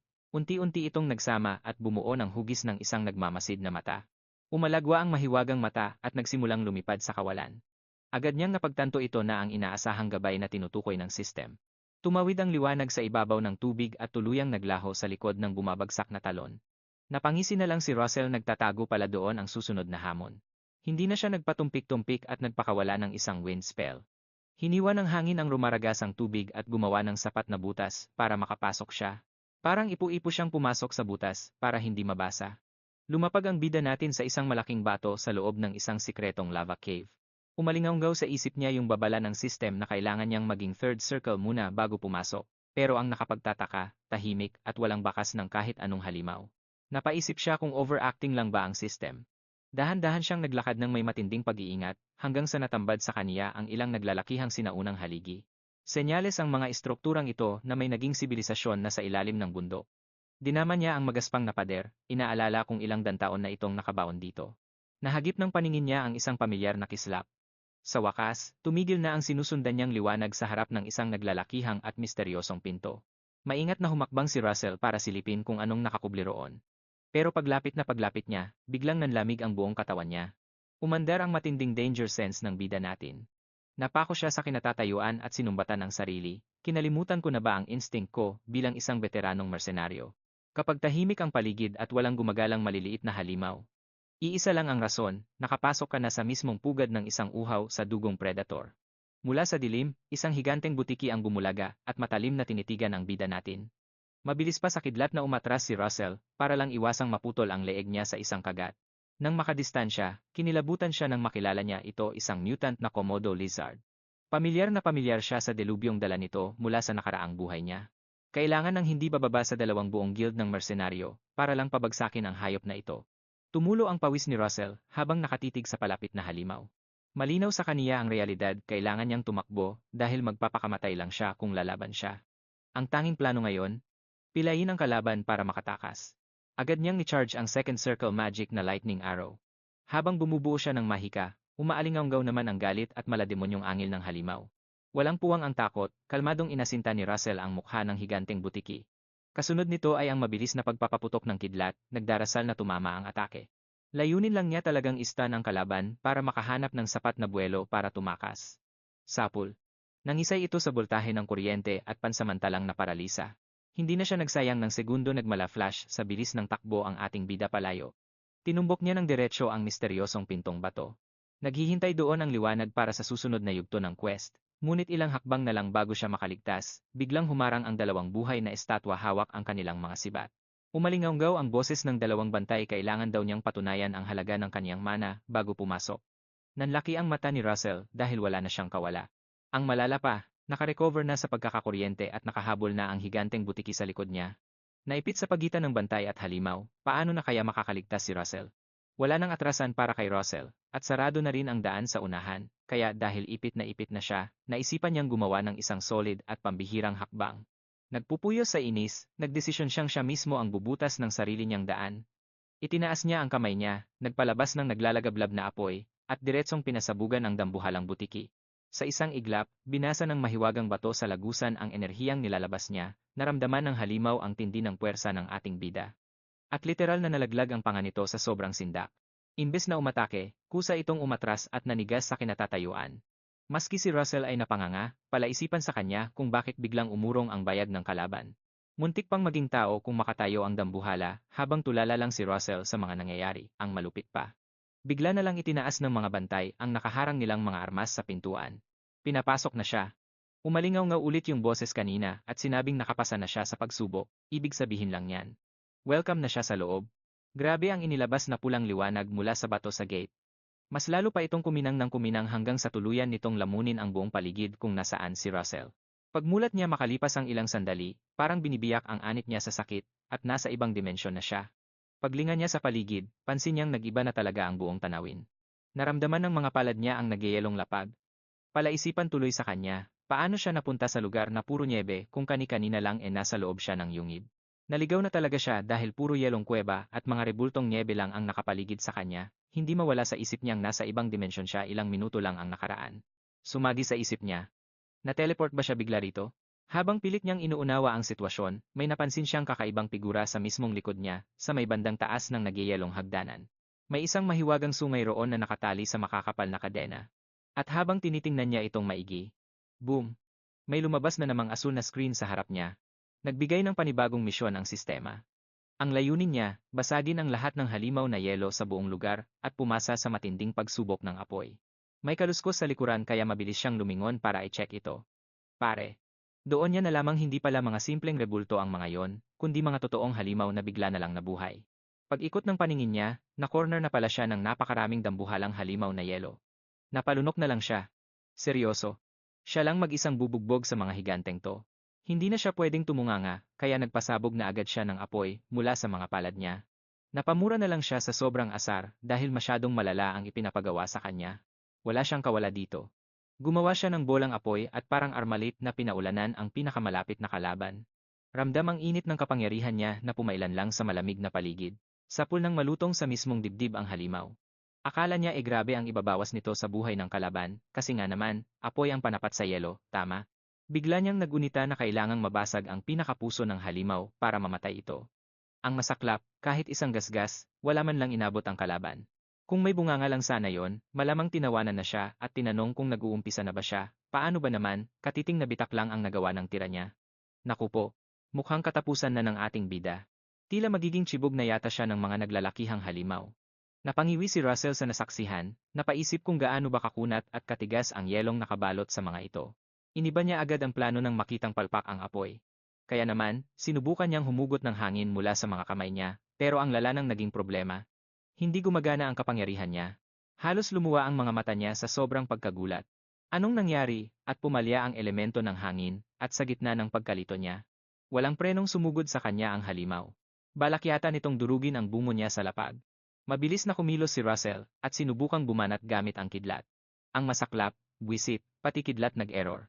Dito na niya naisip na yari na talaga siya. Winasak ng dambuhala ang mismong lapag na kinatatayuan niya kanina. Isang malaking himala na lang at nakatalon siya agad bago pa siya mapisa. Napaatras siya ng napaatras hanggang sa sumalpok ang likuran niya sa malamig na pader. Piniga niya ang utak niya at inalala yung mensahe ng sistema kanina para makahanap ng clue. Pilit niyang inaanalisa kung bakit nawalan siya ng mahika. Doon niya biglang naalala yung sinabi ng boses. Ito pala yung tinatawag na pagsubok ng apoy. May isa na namang dambuhalang umatake para pitpitin siyang parang lamok, pero nakailag na naman ang ating bida, at doon nag-click sa utak niya. Apoy. Apoy lang talaga ang pwede niyang ilaban sa lugar na to. Walang ibang elementong tatalab dito, kundi puro naglalagablab na mahika lang. Sa taranta niyang umiwas, napatid siya ng isang nakausling yelo kaya pabagsak siyang humampas sa pader. At boom! Wala nang atrasan. Napalibutan na siya ng mga halimaw at mukhang dito na magtatapos ang laban. Napadaing na lang si Russell dahil sa sobrang lakas ng pagkakabangga niya. May tumutulo ng dugo sa noo niya, malamang malakas ang naging pagkauntog niya, pero imbes na bumigay, mas lalong naging seryoso ang bida natin, at nagpalabas ulit ng isang napakalakas na bolang apoy. Humakbang siya palapit sa mga kalaban. Buong tapang nahaharapin ng peligro. Napanganga na lang ang mga halimaw nang makita ang buong katawan niyang nagliliyab at umaapaw sa matinding enerhiya. Tatlong nag-iinit na bolang apoy ang sabay-sabay niyang pinakawalan. Nabigla ang yelong halimaw sa pag-iiba niya ng galawan, at hindi na ito nakaiwas pa sa atake. Napakabilis ng pangyayari, pagtama ng tatlong atake ng sabay-sabay. Boom! Isang napakalakas na pagsabog. Dahil sa tindi ng tama, lumabas bigla ang pinakapuso ng halimaw. Hindi na nagpatumpik-tumpik pa si Russell. Pinatamaan niya agad ng isa pang atake ang puso nito hanggang sa tuluyang sumabog at maging alikabok ang dambuhala. Ganito rin ang ginawa niya sa isa pang nakaharang sa daan. Solid, gumana ang bagong plano. Kaso, medyo kapos na siya sa hininga at napansin niyang dalawa pa lang ang natutumba niya sa dami ng nandun. Kapag nagtuloy-tuloy to, paniguradong madadrain ang enerhiya niya.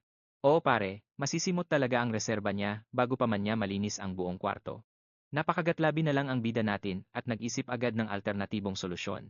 Tamang-tama namang may panibagong halimaw na nagtangkang basagin ang mukha niya. Mabilis siyang dumistansya para mag-isip ng panibagong taktika. Naisip niyang para mabasag agad ang ganito katigas na kalaban, kailangan niyang gayahin ang estilo ng mga mandirigmang winawasak ang bakal na pananggalang sa isang banatan lang. Para ma-achieve yon, kailangan niyang isentro ang buong puwersa niya sa iisang spot. Ibig sabihin, mas matinding enerhiya ang kailangang isiksik sa bawat pag-atake niya. Hindi lang ito magiging basta-bastang tira, kaya naman lumayo muna siya ng bongga para makakuha ng buwelo at makapag-focus sa mas malupit at komplikadong mahika. Nang makalayo-layo na siya, sinimulan na niya ang orasyon. Gumawa muna siya ng isang naglalagablab na palaso, tapos hinaluan niya ito ng formula para mas lalo itong lumakas. Balak niyang gawin itong mas dambuhala at mas mabigat. Tapos, para dumami, ginamitan din niya ng pampadaming mahika. Suwabeng-suwabe. Kumagat ang plano at sabay-sabay na lumitaw ang kawan ng mga palaso. At para sa huling pasabog, may isang sikreto pa siyang idaragdag para maging purong-puro ang tama. Kailangan niyang paghaluin ang lahat ng yon sa iisang atake, para yung solong palaso ay kasing bagsik ng sangkatutak na tira. 5 nag-aapoy na palaso ang nabuo niya, at ang kulang na lang talaga ang pag-isahin ang mga ito. Dito na niya inilabas ang alas. Ang formula para siksikin ang mahika. Pilit niyang pinagdikit-dikit ang mga ito, gamit ang kanyang dalawang kamay, para maging isang higanteng sandata. Kaso nga lang, may isang epal na halimaw na biglang sumulpot sa harapan niya. Galit na umatake ang dambuhala. Isang malupit na banat sana ang dudurog kay Russell sa nakakapasong lamig ng sahig. Sa gitna ng pag-atungal, desperado niyang minadali ang pagsasanib ng kanyang sandata. Buhay niya ang kapalit kapag pumalpak ang fusion na ito. Pagpatak ng huling segundo, pinakawalan na niya ang nabuong pana, at boom, isang malagim na pagsabog ang bumasag sa katahimikan. Napatunganga ang mga halimaw sa bagsik ng impact. Tignan mo nga naman, mistulang naging donut ang dibdib ng isang golem matapos wasakin ng tuluyan ang mismong core nito. Umabante ng paatras ang bida natin habang bumabagsak ang nagyayelong kalaban. Pormang-porma siyang naglakad, hawak ang bagong gawang sandata na binansagan niyang blaze lance. Umilaw ulit ang kanyang paningin na tila sa isang mabangis na dragon. Biglang nag-pop ang system, basag na ang limitasyon ng kanyang kaalaman sa fire elements. May nakakalokong ngiti sa labi ng bida natin. Damang-dama ko nga, bulong niya, dahil ang umaapaw na enerhiya sa ugat niya ay pumapalo na sa antas ng ikalimang sirkulo. Mahigpit ang kapit niya sa sibat, ngunit ramdam niyang pati paghawak dito ay sumisimot sa kanyang mana. Ayaw na niyang magpatumpik-tumpik pa, kaya siya na mismo ang sumugod. Gustong patunayan ng mga halimaw na wala silang paki sa bagong armas niya kaya umatake sila ng sabay-sabay. Pero hindi man lang gumalaw sa pwesto si Russell, at nagpakawala ng isang mabagsik na tira. Instant abo ang core ng tatlong golem. Parang mga manok na pinatumba niya ang mga ito, nang sunod-sunod, hanggang sa ma-realize niyang 4 na lang pala ang nakatayo. Dire-diretso ang pamamaslang ng bida, durug-durug agad ang puso ng isa. Sumunod naman niyang ginawang parang mantikilya ang pangalawang kalaban, gamit ang matalim niyang sibat. 2 halimaw na lang ang problema niya. Kaso, habang nag-iisip siya, biglang sumibad pa itaas ang isa, at nagbagsak ng isang malagim na atake sa direksyon niya. Sisiw lang na umilag ang bida natin bago lumundag pabalik sa ere para gumanti. Dahil sa kayabangan ng golem na iyon, kinalabasan tuloy, nahati ang katawan nito sa 2. Matapos ang madugong eksenang iyon, hinabol ni Russell ang hininga niya dahil sed na talaga ang enerhiya niya. Kaso, bawal pang pumikit hanggang may natitira pang banta sa buhay niya. Nag-isip ng panibagong diskarte ang huling kalaban at pinaulanan siya ng naglalakihang tipak ng yelo mula sa malayo. Nakapagharang naman ang bida natin, kaso kinaya pa rin siyang dapli siya ng ilang bato. Muntik na siyang makipag-high five kay kamatayan kung hindi niya naiharang ang blaze lance niya. Ang masaklap pa nito, literal nakakarampot na lang ang natitirang mana sa katawan niya. Naglalag na ang porma ng kanyang sandata at mukhang maglalaho na. Nagpumilit siyang bumangon para hawakan ito, habang kinukumbinsi ang sarili na may nag-iisa pa siyang alas. Naisip niyang paliparin mismo ang sibat diretso sa mukha ng kalaban. Ito na ang ultimate na banat niya kapag sumablay ito, asahan nang sa kabilang buhay na ang bagsak niya. Pinalapit niya muna ang yelong halimaw, bago niya buong lakas na pinakawalan ang projectile. Boom! Nawasak ang harang nito at saktong bumaon ang atake sa mismong puso ng kalaban. Natigilan na lang si Russell habang nilalamon ng kanyang tira ang katawan ng golem. Naiwan siyang nakatingin sa dambuhalang butas na umukit sa dibdib ng halimaw. Pagkapasok sa isip niyang ubos na ang mga banta, kusa nang bumigay ang mga binti niya pabagsak sa yelo. Kasunod nito ang tunog ng sistem na bumabati sa kanyang matagumpay na quest. Ang premyo niya sa paghihirap? 2 low-grade at 3 lowest-grade na mana stones. Pero teka, hindi lang yan, may pasorpresa pang isang misteryosong item na idinagdag sa loot. Ang unidentified item na ito ay ang tinaguriang Forgotten King's Horn. Lumalabas na ang mahiwagang bagay na naispatan niya noon na may mga kadena ay ang mismong sungay ng hari. Sa isang iglap, nilamon ng nagliliyab na enerhiya ang sungay. Nag-pop up ulit ang interface para formal na sabihing ito nga ang nasabing item na nag-uumapaw sa Fire Essence. Isang nakakasilaw na sinag ang sumabog at binalot ang buong kuweba. Kaso, wala nang paki ang bida natin sa nangyayari dahil tuluyan na siyang nag-blackout sa tindi ng pagod. Nag-iwan ng utos ang system, kailangang pasukin ang mismong diwa ng Forgotten King para maklaim ang premyo. Sunod na eksena, nagmulat ang mga mata ni Russell sa isang kakaiba at alien na sukat ng mundo. Sa loob ng kawalan na ito, iginapos ang buong katawan niya. Pilit niyang nilinaw ang paningin para silipin ang paligid, habang nag-flash ang notification na pagmamay-ari na niya ang sungay. Pinaalala ulit ng interface ang misyon na hukayin ang utak ng hari para sa ultimate reward. Kaso, napatitig siya sa naglalakihang tanikalang pumipigil sa kanya, at kinutuban ng malala. Premyo ba talaga ito o bitay? Mistulang ginagawa kasi siyang preso rito. Bago pa siya makapagreklamo, isang nakakayanig na boses ng nakalimutang hari ang yumanig sa lugar. Inanunsyo ng misteryosong tinig na ipapasa nito ang piraso ng kaluluwa ng hari. Kasabay nito, dahan-dahang nagmaterialize ang nagbabagang sungay sa mismong harapan niya. Gumapang palapit sa kanya ang matalim at nakakapasong sungay. Halos lumuwa ang mata ng ating bida nang magets niya ang mangyayari, walang pakundangan siyang tinarakan nito ng buhay. Aaag. Isang palahaw ng pagdurusa ang pinakawalan niya. Kaya pala siya iginapos, para hindi siya makaatras sa malagim na operasyong ito. Diretso hanggang buto ang baon ng matulis na artifact. Bumomba ng delikadong level ng mahika ang sungay papasok sa kanyang mga ugat, kulang na lang ay pumutok ang bawat selula ng katawan niya. Umalingaw na lang ang kanyang mga sigaw, habang dinudurog siya ng sakit. Nagbigay pa ng huling habilin ang hari para sa isang misyon, pero bingi na si Russell sa puntong ito. Literal nang nilalamon ng apoy ang kanyang pisikal na anyo at handa na siyang mag-overload. Isang higanteng silhueta ng dragon ang bumalot sa likuran niya, ang orihinal na anyo ng nakalimutang hari. Fast forward, inanod na lang sa isang puting buhanginan ang lupaypay na katawan ng ating bida. Dahan-dahang nagkamalay ang bida natin kasabay ng isang mahinang daing. Aray ko po, parang ginulpi siya ng 10 tambay. Kumunot ang noo niya, pilit sinisipat kung saang lupalop siya itinapon ng tadhana. Kung ibabase sa arkitektura ng mga establishmento, sigurado siyang nasa Maldiva pa rin siya. Sabog pa ang isipan niya ngayon, halos hindi makapagproseso ng matino. Sumulpot ulit ang interface na nagbabalitang perpekto niyang nasipsip ang artifact, kaya sagad na ang kanyang stats.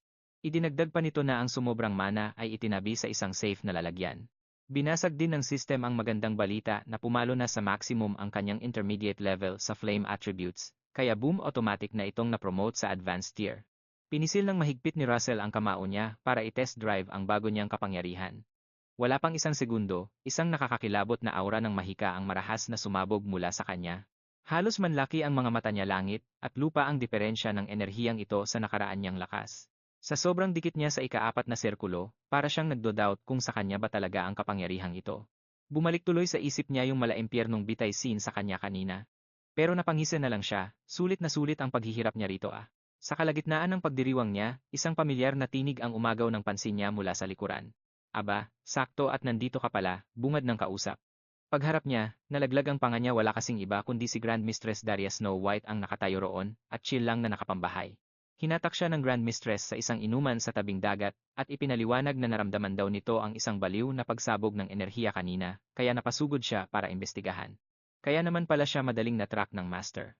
Kinuha ni Russell ang baso ng alak habang nagpapasalamat bago bumanat ng ngiti. Sinong mag-aakalang magkakakrus ang landas natin dito? Habang nag-uusap sila, paseskretong namangha ang Grand Mistress nang mapagtantong isang kembot na lang, nasa ika-4 na sirkulo na ang bata. Napansin pa nito na ang kalidad ng mahika ni Russell ay sobrang linis at dalisay na ngayon. Sa kalagitnaan ng kanilang kwentuhan, nangahas si Russell na usisain ang dahilan ng pagbisita ng Tower Master. May ngiting sumilay sa labi nito bago ibinunyag ang isang lihim ang Maldiva pala ang kanyang lupang sinilangan. Halos lumuwa ang mga mata ng binata sa tinuran nito, kaya pinaulit niya ito upang makatiyak. Walang atubiling tumango si Miss Talia Register at kinumpirma ang kanyang narinig. Iyon ang rason kung bakit siya nagbabakasyon dito kapag tag-init. Binalik ng dalaga ang tanong at inusisa ang pakay ng binata. Sandaling napipi si Russell, pilit na kumakapa ng isasagot. Hindi pa ito ang tamang oras para sa buong katotohanan, kaya nagdahilan na lamang siyang nagliiliwaliw at naglalakbay bilang isang karaniwang turista. Samantala, ang kaharap niya. Tipid lang nang umiti ang master, ngunit sa loob-loob nito ay nagbabalak na siyang kilatisin ang lakas ng binata. Dahil dito, inilatag niya ang susunod na hakbang at inalok si Russell kung maaari ba itong umasiste sa kanya. Napakunot ang noo ng lalaki sa hiling na iyon, ngunit sa isang iglap at isang pitik ni Miss Talia Register, naganap ang mahika, isang matinding liyab ang biglang tumupok at bumalot kay Russell. Ang nag-aalab na mahika ay nag-ibang anyo at naging isang itim na balabal. Pamilyar sa kanya ang markang nakaburda rito ang mismong sagisag ng Flame Tower.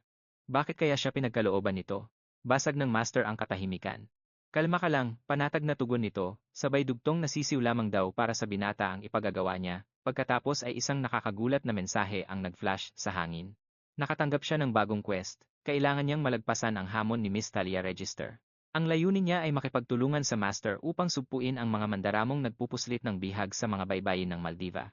Bilang kapalit sa matagumpay na operasyon, magkakamit siya ng isang intermediate grade mana stone. Dagdag pa ng master, tiyak daw nakabisado na ng binata ang umiiral na patakaran sa lugar. Tabu at matinding krimen ang human trafficking sa Endymion. Binigyang diin niya na hinding-hindi makakapasok sa kanilang teritoryo ang anumang barkong sangkot sa ganitong karumal-dumal na negosyo. Sa kasamaang palad, marami pa rin ang sumusuway sa mandato. Ibinalita niya kay Russell na may naglalakas loob na namang ilegal na sindikato na papalapit sa karagatan ng Maldiva. Ang misyon nila ay burahin ang mga pusakal na ito. Nang lumalim na ang gabi, lihim silang pumalaot sakay ng maliit na bangka upang isagawa ang plano. Ipinaliwanag sa kanya ng dalaga, hindi na sana niya kailangan ng alalay kung pagpuksa lang ang pag-uusapan. Ang tanging balakid ay ang kaligtasan ng mga bihag sa loob ng barko habang nagaganap ang labanan. Mabilis na napagtanto ni Russell ang ibig nitong sabihin. Lilikha ang master ng isang malaking gulo sa labas bilang pain, habang tahimik na sasalisi ang binata para palayain ang mga inosente. Napangiti ang master sa matalas na pangunawa ng lalaki. Tahimik na nagnilay-nilay ang binata sa gitna ng karagatan. Pumasok sa isip niya na daan-daang mahikero ang siguradong mag-uunahang tumugon at luluhod sa harap ng Flame Tower Master. Kung hihingi ito ng pabor. Ngunit kabaligtaran ang nangyari dahil siya ang napiling isama ng dalaga. Batid niyang isa lamang itong pag-oobserba sa kanyang potensyal, hindi dahil umaasa ito sa lakas niya. Ilang sandali pa, natanaw na nila ang dambuhalang sasakyang pandagat ng mga kaaway. Bago pa man umalis, nag-iwan ng babala si Miss Talia na madugo at nakapanlulumo ang kakaharapin nila ngayon. Ayon sa kanya, kailangan itong masikmura ng binata dahil puno ng karahasan ang daan patungo sa pagiging isang tunay na tagapagligtas. Ito ang malupit na realidad na bumabalot sa buhay nilang mga salamangkero. Matapos iyon ay umakyat siya sa dulo ng kanilang sasakyan at nagsimulang lumipad patungo sa barko. Bilin nito bago lumisan, gagawin niya ang lahat upang makuha ang paningin ng mga kriminal. Magsisilbi siyang delubyo sa himpapawid upang malayang makakilos ang binata sa pagsagip sa mga kawawang biktima. Mula sa ibaba, tahimik na pinagmasdan ng binata ang Flame Tower Master. Hindi maitago ang tensyon sa panga ni Russell habang sinusundan ng tingin ang babae. Pumailan lang si Miss Talia Register ng mas mataas pa, hanggang sa maabot nito ang sentro mismo ng kalangitan sa ibabaw ng barko. Nang matansya ang eksaktong posisyon, bumulong siya sa hangin, pwede na ito. Dito na niya pinasabog ang nag-uumapaw na mana. Tila nilamon ang buong kalangitan. Nang isang mapangwasak at nakakapasong kislap. Kasabay nito ang sigaw niya sa binata na kumilos na para sagipin ang mga bihag. Gumuho ang tapang ng mga tulisan nang masilayan ang nakakatakot na liwanag mula sa itaas. Nagkagulo ang lahat at inakalang simula na ng giyera. Nagkukumahog silang pumunta sa kubyerta para itutok ang kanilang dambuhalang balista sa lumilipad na master. Ang iba naman ay nagkasa ng sari-sariling sandata. Inilabas ng mga tauhan ang kanilang mga pana at pumwesto upang ipagtanggol ang sasakyan. Isang malakas na sigaw mula sa kanilang kapitan ang umalingaw-ngaw, inuutos na paulanin ng tira ang nakakabulag na figura sa ere. Parang ulan na bumulusok pa itaas ang sangkaterbang palaso, puntirya ang katawan ng master. Ngunit imbes na matakot, isang nakapangingilabot ng ngiti lang ang pinakawalan ni Miss Talia Register dahil sa mahinang opensa ng mga mortal. Isang matinding sumpa ang pinakawalan ng pirata nang mapagtantong nalusaw pa lang sa ere ang lahat ng kanilang tira. Walang kaabog-abog, nagpalabas ang dalaga ng isang malaking tipak ng nagbabagang lava at hinagis ito. Bumulusok pababa ang nagliliyab na kimpal, nakalaunay sumabog at nahati sa daan-daang apoy. Nakangisi itong nagwika, nais daw niyang malaman kung kaya bang panindigan ng mga kriminal ang kayabangan nila. Umulan ng nag-aalab na apoy sa ibabaw ng barko, nag-iwan ng mga sumisiklab na bahagi sa kubyerta. Halos mamatay sa sindak ang mga mandirigma. Pilit itong pinatay ng isang lalaki gamit ang kanyang paa. Padyak siya ng padyak, ngunit hindi mamatay ang liyab. Imbes na mawala, umusbong ang isang nagniningas na kamay at mabilis na kinapitan ang binti niya. Mga sumpa, halimaw sila nagawa sa apoy. Namuo ang pawis sa namumutlang mukha ng lalaki, habang pilit inilalayo ang maliit na demonyong nakaangkla sa kanya. Isang nakakagimbal na eksena, lahat ng liyab sa deck ay biglang naging buhay na mga duwende ng apoy. Bitbit pa ng mga ito ang mga matutulis at nagbabagang sandata. Gulong-gulo ang isip ng mga pirata at tulalang nakapaligid sa mga nilalang. Hindi basta-basta ang halimaw na kaharap nila. Sila ang maalamat na Dwarves of Burning Wood na nilikha mismo ni Miss Talia Register. Sa kalagitnaan ng panginginig ng iba, isang aroganteng miyembro ang buong tapang na sumugod. Handa na itong tagain ang mga duwende gamit ang kanyang mabigat na palakol. Samantala, matagumpay nang nakasampa si Russell sa gilid ng barko. Sinasamantala niya ang labanan para makapasok. Ang maangas na lalaki. Nagmayabang pa at pinalayo ang kanyang mga duwag na kasamahan. Tahimik namang inabangan ni Russell ang mangyayari habang pinagmamasdan ang pabidang umatake sa isang golem. Nasaksihan mismo ng binata ng wasakin nito ang duwende na tila ba walang kalaban-laban. Sa isang matinding taga ng aroganteng kalaban, mabilis na nahati sa gitna ang mahikang halimaw. Ngunit laking gulat ng lahat nang muling magdugtong ang nagbabagang katawan nito, lalong tumalim ang tingin ng nagagalit na nilalang. Mula sa kanyang pwesto, tila nanonood ng sine si Russell na bilib sa natatanging mahikang ito. Hindi nagpatalo ang pinugutang duwende. Tumunaw ito pataas at parang ahas na pumulupot sa buong paa ng umatake. Mabilis itong nagbago ng figura at sinakal ang katawan ng tulisan. Nangibabaw ang hiyaw ng pirata habang nilalamon siya ng apoy ng buhay. Halos mapanganga si Russell sa bilis ng pangyayari. Wala namang nagawa ang mga kasamahan nitong parang naging yelo sa kinatatayuan habang inuubok ang kaibigan nila. Nilukob na sila ng gulat at kilabot. Biglang napailing si Russell at pinaalalahanan ang sariling may mas mahalaga siyang misyon kaysa manood. Pasikreto siyang dumulas palayo. Maingat pero mabilis siyang bumaba sa madilim na pasilyo papasok sa pusod ng barko. Sinalubong siya ng isang malawak na selda kung saan natipon ang mga ninakaw na tao. Naririnig ng nakabantay na kalaban ang ingay sa labas kaya gulo ang isip nito. Kasabay nito, isang bihag ang napasigaw na nandyan na ang tropa ng pamahalaan para iligtas sila. Umapaw ang pag-asa sa mukha ng lalaking yon. Ngunit mabilis na pinalo ng bantay ang rehas gamit ang dulo ng sandata nito para sindakin sila. Kasunod ang isang mabagsik na banta. Magunaw man ang mundo, walang makakalabas dito ng buhay. Dahil sa takot, muling nanginig ang mga kawawang biktima at napipi. Samantala, ang asong bantay, narinig niyo ba yon?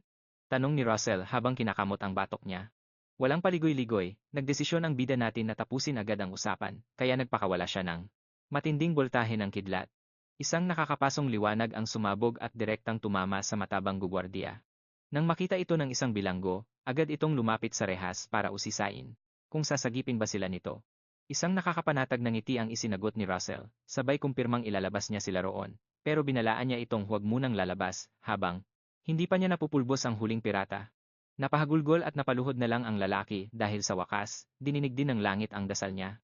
Sa paglilibot ng paningin ni Russell, nagtaka siya kung paanong nagkasya. Ang ganoon karaming bihag sa isang masikip na selda. Pero mas tumindi ang kaba niya nang may mapansin siyang isang maliit na bulto sa dilim. Isang musmus na bata ang nakayuko sa gilid. Halos hindi siya makapaniwala na walang patawad ang mga halimaw na piratang ito para gawing alipin, maging ang mga bata. Kumulo ang dugo ng ating bida at isinumpang parang basura ang mga salarin. Hindi nagtagal, may mga bantay na bumaba patungo sa mga selda at bumulaga sa kanila si Russell. Pagtingin nila sa lapag, nakita nila ang kasamahan nilang tila inihaw na baboy. Agad pumasok sa isip nilang nakapasok na ang kalaban sa loob ng barko. Sumigaw ang isa na dakpin ang walang hiyang nang himasok. Walang pag-aalinlangang hinugot ng 3 pirata ang kanilang patalim. At mabilis na umatake kay Russell. Pero ang bida natin, na nag-apoy pa rin sa galit dahil sa nakitang kaawa-awang bata, ay sumagot na siya ang tatapos sa kanila. Sa isang iglap, bumuo siya ng naglalagablab na kadena ng kuryente. Pinakawalan niya ang mahikang ikalawang antas na kung tawagin ay chain lightning. Mabilis pa sa 4:00 itong dumapo sa unang pirata, at tumalon patungo sa dalawa pa niyang kasama. Sabay-sabay silang nangisay na parang isdang inahon sa tubig bago bumagsak. Sinubukan pa sanang manakot ng isa at sumigaw na. Tapos na ang maliligaya niya kapag dumating ang kapitan nila. Pero para patahimikin ito, binigyan pa siya ni Russell ng isa pang nakakapasong boltahe. Matapos ang komosyon, inumpisahan ng ating bida na siyasatin ang mga kasunod na kwarto. Sumilip siya sa isang napakadilim na selda, pilit inaaninag kung sino ang nasa loob. Mula sa anino, isang boses ang biglang nagtanong. Kung isa ba siyang salamangkero mula sa tore ng apoy. Para maliwanagan, lumikha agad si Russell ng isang bola ng liwanag sa kanyang palad. Nanlaki ang mga mata niya nang tuluyang tumambad sa kanya, na isang buong pangkat pala ng mga elf ang nakakulong doon. Muling nagtanong ang lalaking elf kung taga-tore ng apoy ba siya. Napagtanto ni Russell na siguro'y ibinabase nito ang tanong dahil sa disenyong nakaburda sa kanyang kapa. Ipinaliwanag niya sa bihag na hindi pa siya opisyal na miyembro, pero imbes na magpasalamat, pagmamayabang ang isinukli nito. Pasupladong sumagot ang elf na, kahit sino ka pa, wala akong pakialam. Kalmado lang itong lumapit sa rehas, at inutusang buksan na ang pinto. Muntik nang mapikon si Russell, at inisip na bubuksan naman talaga niya ito eh. Sadyang nakakairita lang talaga ang kayabangan nito, kahit palikas na raw talaga ang mataas na ego ng mga nilalang na ito. Masama ang tingin niyang ibinato rito, at seryosong pinag-isipan kung hahayaan na lang niya itong mabulok doon. Pero bago pa siya makapagdesisyon, umalingaw-ngaw ang isang malambing na tinig mula sa isa pang elf na pinagsabihan ang mayabang na lalaki na umayos sa pakikipag-usap. Napalingon ang lahat ng bihag sa nagsalitang babae at tinawag siyang Iso. Pilit itong bumangon, kaya dali-daling umalalay ang kanyang mga kasamahan. Agad nilinaw ni Iso sa lahat na hindi pangkaraniwang mortal ang bida natin. Lumapit siya sa rehas, at idinagdag na ang enerhiya nito ay singlinaw. Nang gintong sinag ng takip silim. Bukod pa rito, nababanaag niya na nag-aamoy espiritu si Russell. Matamis siyang ngumiti at diretsyong sinabi ito sa nagtatakang binata. Samantala, ang buong grupo ay naiwang tulala nang malaman nilang hindi simpleng tao ang sumagip sa kanila. Napabunghalit ng tanong ang supladong elf kung ano ang ibig sabihin ni Iso. Maging si Russell ay nabigla. At pilit inaanalisa kung saan galing ang sinasabi nitong amoy. Naguluhan ang lahat ng elf kung papaanong ang isang mortal ay magkakaroon ng ganoong aura. Dahil sa kuryosidad, palihim na. Inamoy-amoy ni Russell ang sarili niyang damit para hanapin ang kakaibang halimuyak na sinasabi ng dalaga. Sa gitna ng kanyang nakakatawang pag-amoy, biglang inagaw ang kanyang atensyon. Ang dalaga pala ay yumuyuko, at nagmamakaawang itakas sila roon. Nang makita ito, agad na sumunod, at nagluhuran din ang lahat ng elf, pati na ang mayabang na lalaki kanina. Tila asiwa si Russell sa biglaang pagbabago ng ihip ng hangin. Nakakapanibago na ang mga nilalang na tanyag sa pagiging mapagmataas ay biglang naging maamo ng dahil lang sa impluwensya ng nag-iisang babaeng ito. Pinagmasdan niya ito at nagsuspetsang baka isa siyang pinunong elf. Matapos mag-isip, pinagbaga niya ang bakal na kandado upang tunawin ito. Sa kalagitnaan ng pagtunaw, tinawag siyang tagapagligtas ng dalaga at inusisa kung napabagsak na ba niya ang mga naglalakihang kalaban doon. Napakunot ang noo ni Russell, iniisip kung sinong halimaw ang tinutukoy nito. Samantala, sa kabilang bahagi ng barko, isang tila mandirigmang nakabaluti ang dumating at laking gulat nang makita ang mga tauhan niyang tostado sa sahig. Sa loob ng kulungan, ibinunyag naman ni Iso na ang tinutukoy niyang malalakas na kalaban ay mga tunay na banta. Sila raw ay mas nakakatakot pa kaysa sa mga magagaling na manlalaro ng salamangka. Sa labas naman, mariing tinitigan ng nakabaluting lalaki ang mga bakas ng pag-atake bago natuon ang mata sa basag na pinto. Isang demonyong ngisi ang gumuhit sa labi nito habang sabik na nag-iilusyon kung paano niya papahirapan ang lapastangan na pumasok. Sa itaas naman ng deck, nagkukumahog ang mga tauhan dahil sinusunog sila ng mga halimaw na gawa sa apoy. Tamad lang silang tinitingnan ng kapitan habang inaayos ang balanse ng barko. Nang masigurong ligtas na ang paglalayag, bunot espadang umatake ang kanilang leader. Mabilis itong nagpasyang bumaba sa kabilang palapag at makisali sa nagbabagang sagupaan. Wala pang isang iglap, tinagpas niya ang mga golem na apoy na tuluyan ng nawasak. Pagkaubos ng mga halimaw, nakakainsulto siyang lumingon sa mga alipores niya at nagtanong kung bakit ba daw. Nanginginig sila sa ganoong kapulpol na mahika. Kapansin-pansing may nagliliwanag na enerhiya sa katawan ng kapitan, patunay na hindi siya basta-basta, kundi isang tunay na kabalyero, nagdiwang ang buong barko. Nang mangibabaw ang kapangyarihan ng amo nila, sabay sigaw sa kalangitan na bilang na ang araw ng bruhang si Daria. Napangisi lang ang babae mula sa itaas, bahagyang namangha na nakaya nilang durugin ang alaga niyang apoy. Imbes na matakot, eleganteng tumalon pababa si Daria, upang direktang usisain ang lakas ng mga walang hiyang piratang ito. Sa isang iglap, marahang lumapag ang pinakamalakas na salamangkera sa gitna ng barko. Natahimik ang lahat habang umaatras sa takot nang maglakad ito palapit sa kanila. Pero ang kapitan, mayabang pa itong ngumisi. At ininsultong masyado yata siyang nagmamagaling dahil lumapit pa ito sa bibig ng leon. Walang ka ba namang sumagot si Daria, bilib din ako, mukhang ikaw nga ang amo nila. Taas noong. Nagmalaki ang lalaki na siya raw si Don Clay. Habang sinusuri ni Daria ang postura at armas ng kalaban, agad na napukaw ang interes niya nang mapansing umaagos ang isang matinding aura dito. Malinaw itong ebidensya ng kanyang pagiging dating marangal na kabalyero. Puno ng pang-uuyam na nagtanong ang salamangkera, paano napunta ang isang mandirigma sa pagiging basurang pirata?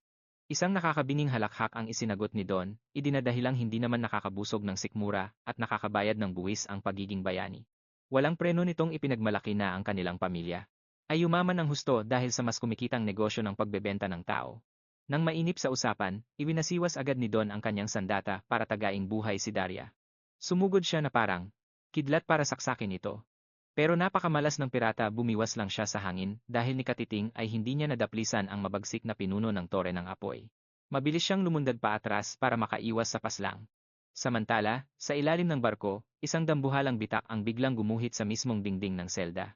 Habang nagkakandarapang nagbabala si Iso tungkol sa tindi ng mga kalaban, napatigil siya at napatingin sa yumanig na kahoy na harang.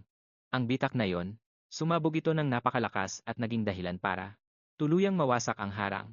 Napaatras si Russell sa siksik na alikabok, subalit sinikap niyang silipin ang nasa likuran ng usok. Walang pag-aalinlangang naglabas siya ng depensang mahika bilang panangga. Ang sumunod na kapatid na Click ay nakangising pumalakpak, manghang-mangha na naharang ni Russell ang kanyang tira.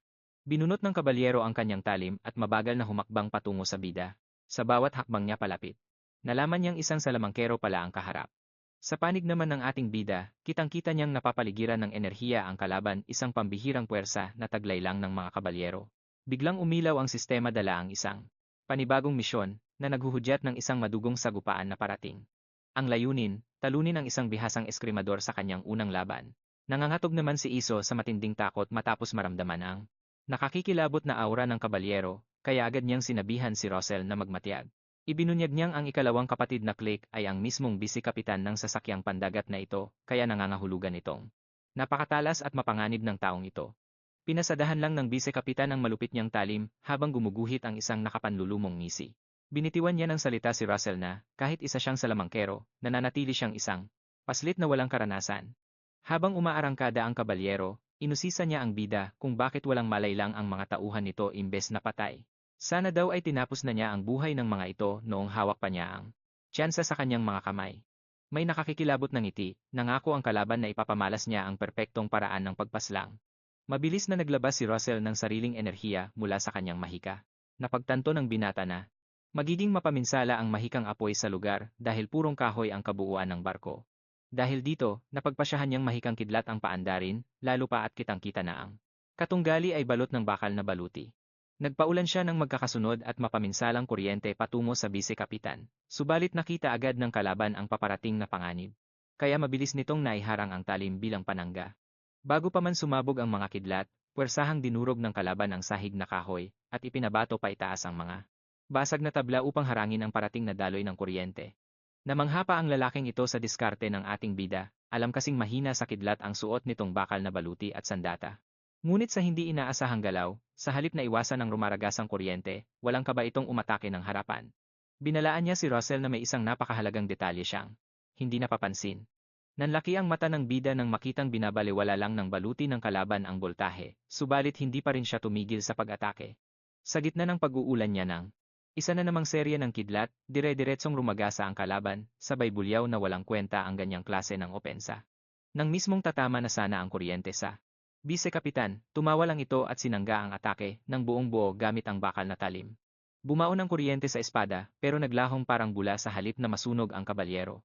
Ang ating bida, na nagkakanlong pa rin sa kanyang depensa, ay natulala sa sindak. Papaanong hindi umagos ang kuryente sa sandata ng halimaw na ito? Nakadikit na ang kalaban, at walang habas na ibinagsak ang dambuhalang patalim direkta sa kanyang panangga. Isang dumadagundong na pukpok ang umalingaw-ngaw, subalit na natiling buo ang depensa ng binata. Akala niya ay ligtas na siya, nang biglang huminto ang kabalyero. At marahang hinila ang sandata nito mula sa salpukan. Ngunit pagkaalis ng talim, isang nakakakilabot na eksena ang bumungad kay Russell.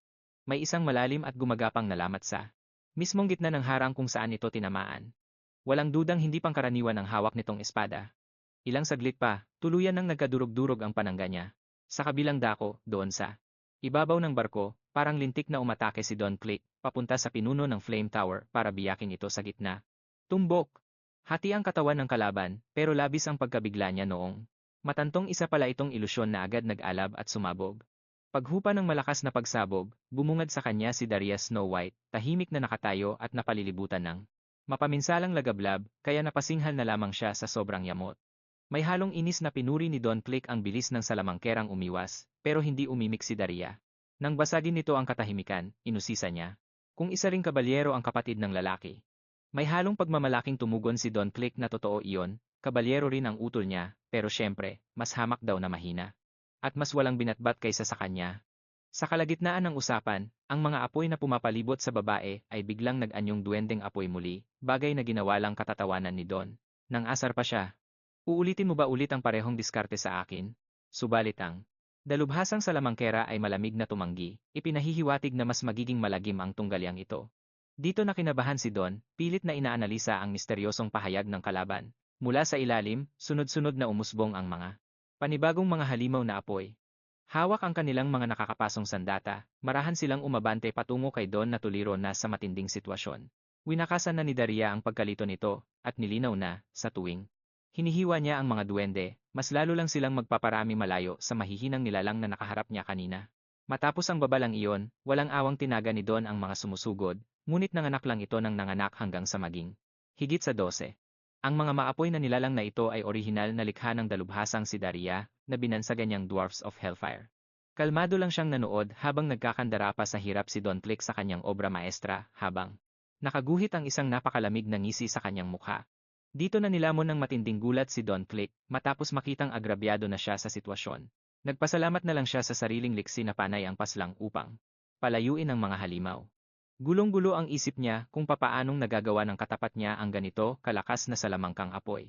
At nang masdan niya uli ang mukha ng babae, doon bumagsak sa kanya ang katotohanan, nakita niya ang walang sablay na hawig nito sa pinakakinatatakutang bruha ng Flame Tower. Wala nang duda, siya nga ang alamat na iyon. Sa mga sandali ring iyon, nagkulay pula na ang ibaba ng sasakyang pandagat. Matapos magkadurog-durog ang depensa ni Russell. Namalayan ng kalaban na tila naging bula ang binata mula sa kanyang paningin, kaya takang-taka siya kung saan ito sumuot.